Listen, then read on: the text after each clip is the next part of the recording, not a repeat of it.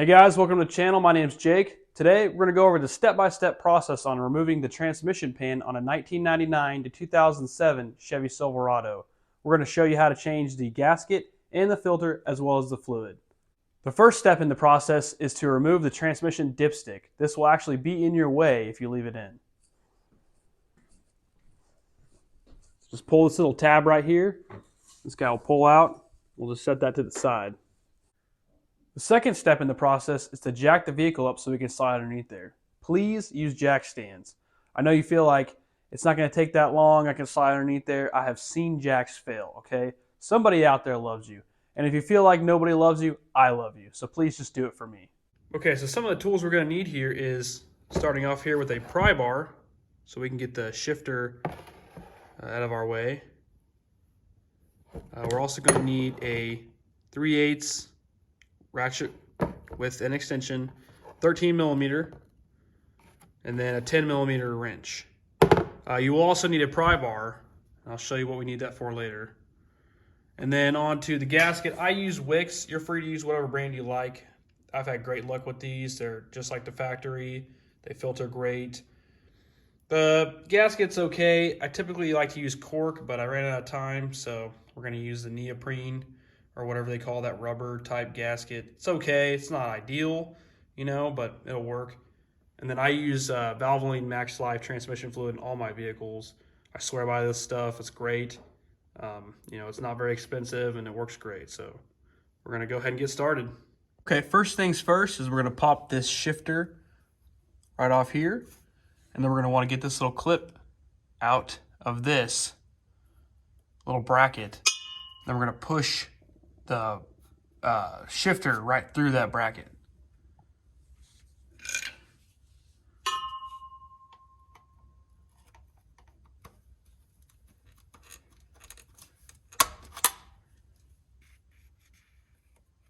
It's left-handed, so bear with me.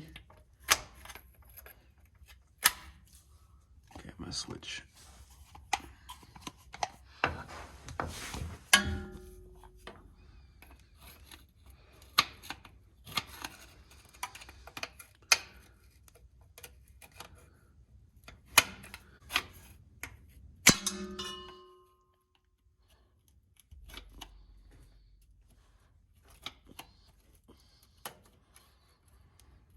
Okay, so that little guy. And then if you squeeze these two little tabs, you'll see them right here.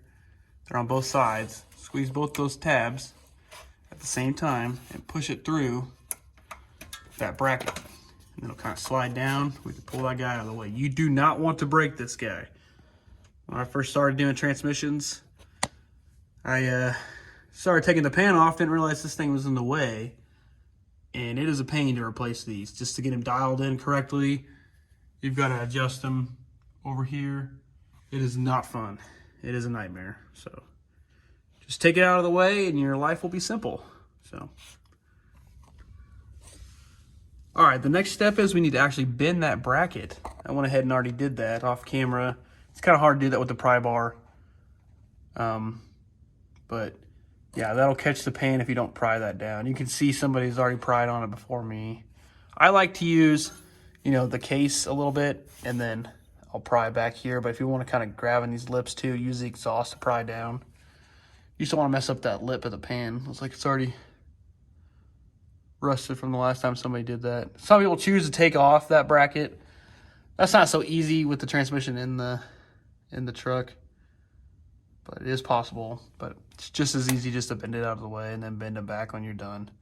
But it will fight you if you do not. So, on to the next step. Okay, now we need to remove these two 10 millimeter bolts for this exhaust shield right here.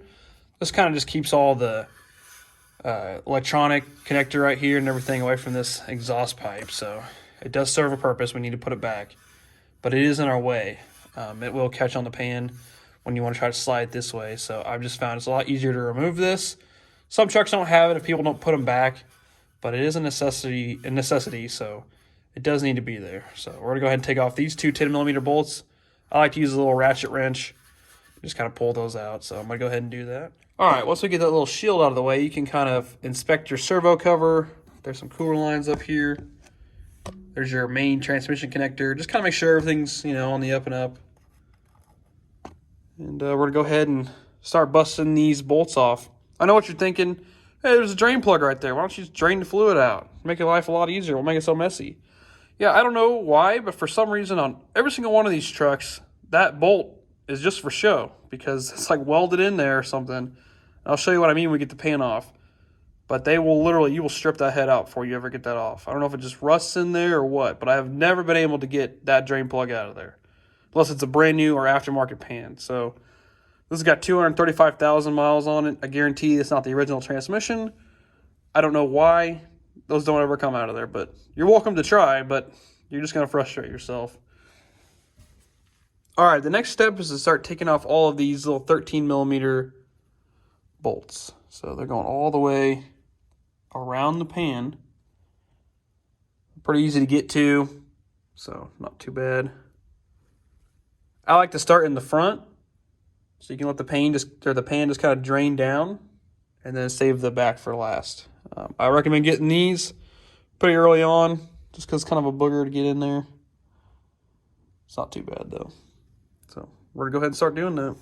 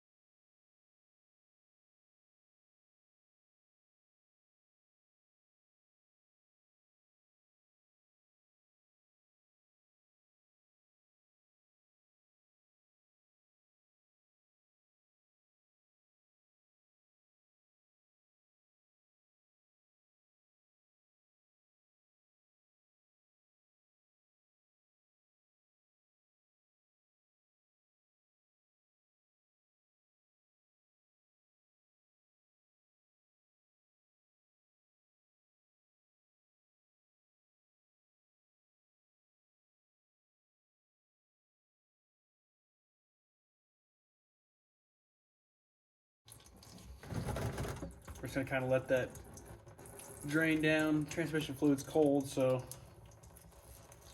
you don't want to be driving it for a long time before you do this, because that would kind of suck. It's a messy job. No way around that.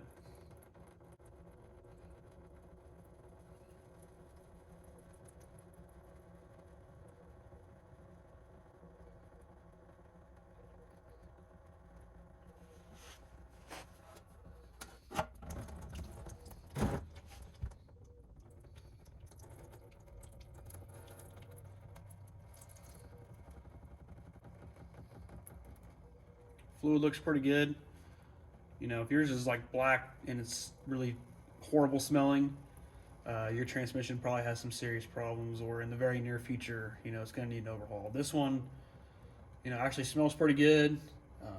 The fluid looks good. We're going to see, you know, what the filter and the magnet look like here pretty soon. And that'll kind of determine, you know, how this transmission's doing in its life. So. Okay, so on most of these that have the deep pan with the four-wheel drive model, you're going to have to pry on this exhaust right here. So that's what the pry bar's for. If you have a friend, that makes it a lot easier. I'm doing this by myself right now, so we're going to see how that works. I've done it both ways.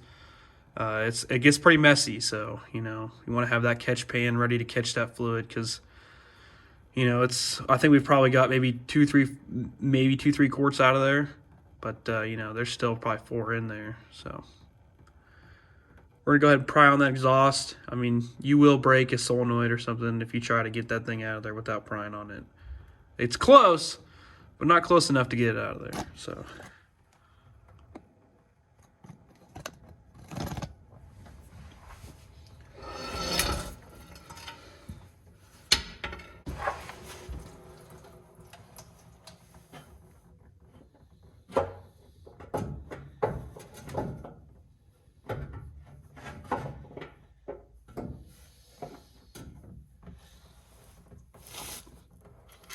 And I'm still catching on this little bracket we talked about earlier. So I'll kind of bend that back at the same time.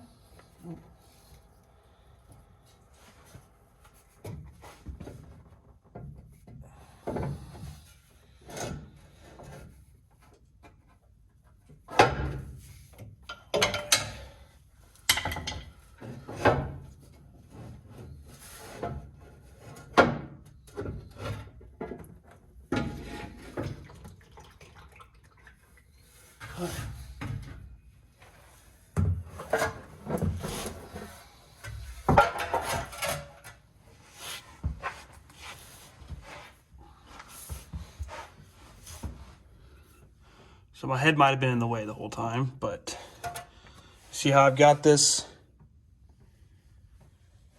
Prying that exhaust down. You know, you'll probably need to bend that bracket back just a little bit more so that pan can come out of there. But she's out.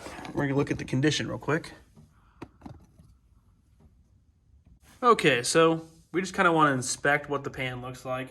This one actually looks really good. You know, I mean, you're gonna have some clutch material in there. That's totally normal. You know, they make metal, so you just want to look out for chunks. You want to look out for, you know, really big metallic, you know, flakes coming out in the fluid. You know, barbecued fluid's a pretty good indication that, you know, something got hot. But this looks actually pretty good. You know, I would pass this for sure. So I don't see any major chunks. You know, so you just want to look around the pan, just kind of visually inspect everything, but looks pretty good. So next, we want to go ahead and get this gasket off here, get the pan all cleaned up. You know, you can choose how to do that, choose to do that however you want. I just take a razor blade, clean it up, and then I'll just kind of clean this out, brake clean, and wipe it all down. Some people have solvent tanks.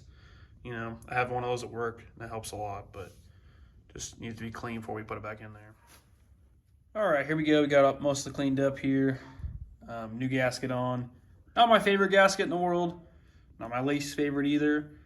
But, you know, you just want to make sure that you're paying pretty close attention to, you know, how it's mounting up, and make sure all your holes are aligned when you're going, you know, back together. So some people like to put some kind of like silicone or something on there. I don't recommend that at all. You know, it just makes it much more clean up for the next guy. It's not going to seal it any better. So, you know, just be careful when you're putting it up there. Okay, so we're going to just want to take that filter out next. It's pretty simple. You just kind of pull on it and watch out because it will splash. Kind of wiggle it back and forth. Make sure your pan's underneath there. And push this.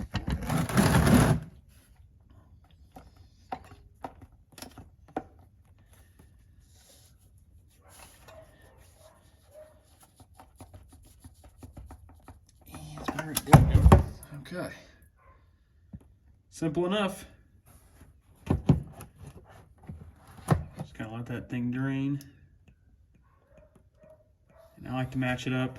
Make sure it's the same as the one we just got.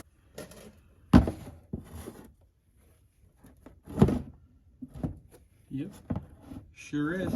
And it goes right back in the same way. You know, there's a little hole in the valve body right here.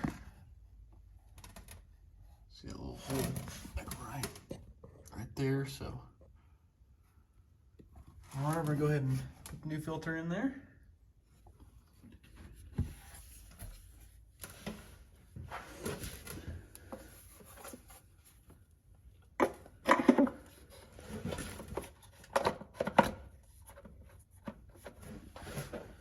Next, we want to just kind of wipe off all these sealing surfaces.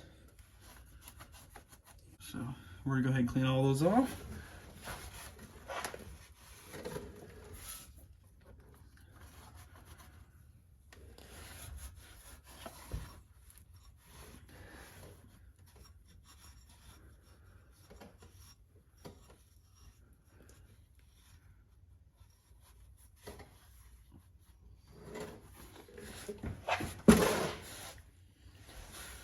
All right, we're ready to put the pan back on. So, like I said, just kind of be careful with the gasket when you're putting those bolts in. Kind of start one bolt through the gasket and then just put the pan up there.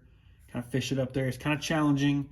It's not impossible, but it does take some time. You know, a couple curse words here and there, and you'll get her in there. Drain plug goes toward the front. A useless drain plug.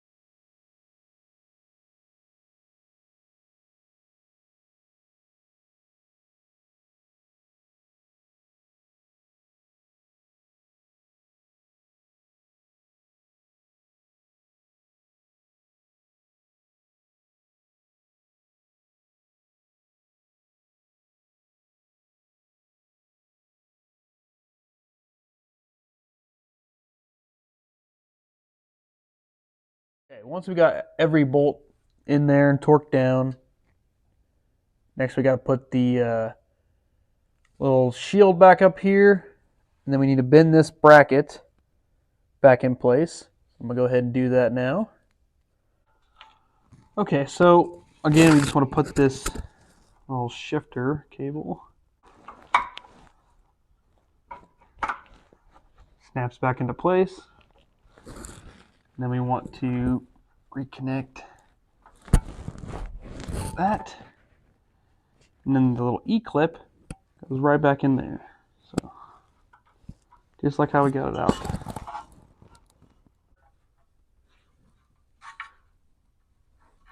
This will just snap on there.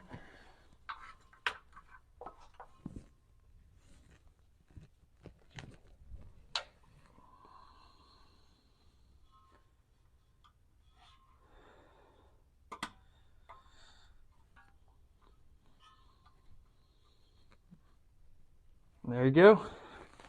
I might tap that on there just a little bit more. It's a little rusty.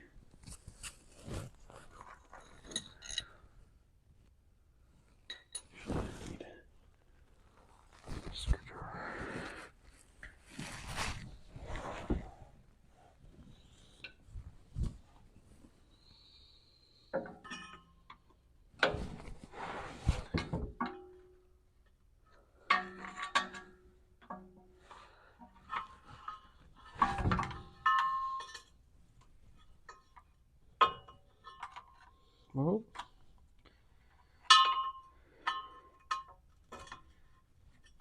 There you go. I'll leave a little bit of a notch so the next time, somebody has to get in there, they don't have to pry as bad as I did. So, leave a little notch right there. And as you can see, you got to put your shifter cable back into that little thing. Make sure your grommet's still good too as well. And then got our little clip back in there. And go ahead and pat yourself on the back because the hardest part is over. And it's a pretty messy job. It's no walk in the park, that's for sure. All right, the next step is to obviously refill the transmission fluid. So remember our little place where we took the dipstick out? We're going to put a funnel in there, and we're going to go ahead and add the transmission fluid back in.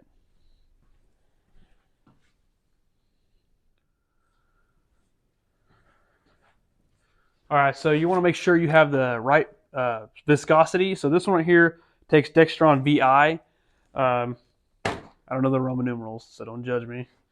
I believe that's like 5, I think, 4 or 5, so maybe 6. I don't know. I'm not Roman. So anyway, go ahead and add. I usually do about 6 quarts. The golden rule is 4 quarts. Start it, check it.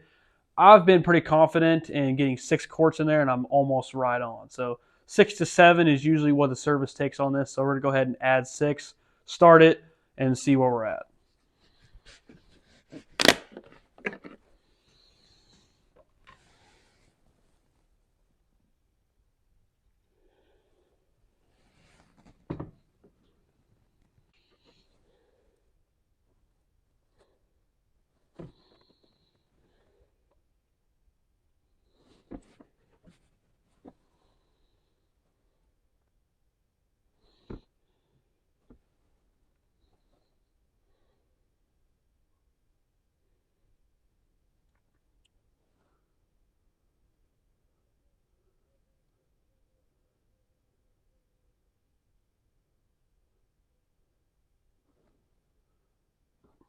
Careful not to overfill it. Your funnel, I mean. I like to wash all this stuff down anyway. Just you're gonna get a lot of fluid on the exhaust when you take that pan off and everything, so I like to power wash everything off. But still, the less messes you make, the less cleanup you have.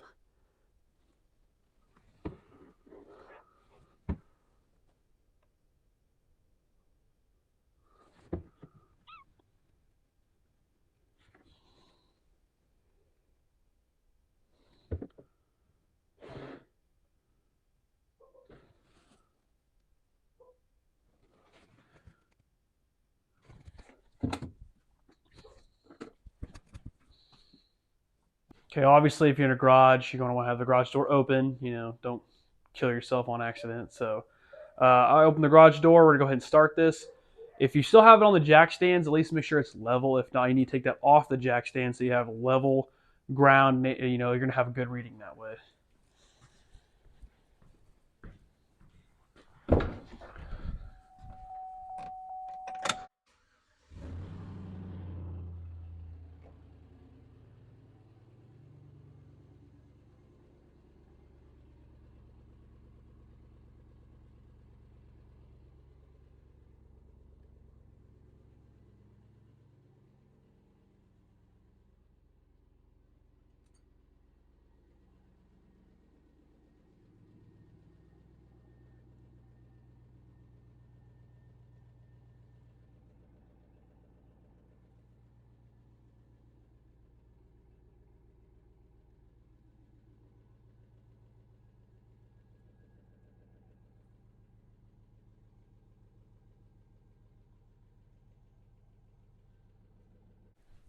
All right, so you want to be right at the cold, right when you start it. I'm right there. So like I said, 6 quarts is typically where I've found the sweet number to be. If you want to be on the safe side, it's always easier to add some than to take some out. So, you know, after checking the transmission fluid, you can go ahead and take it off the jack stands. We're good to go.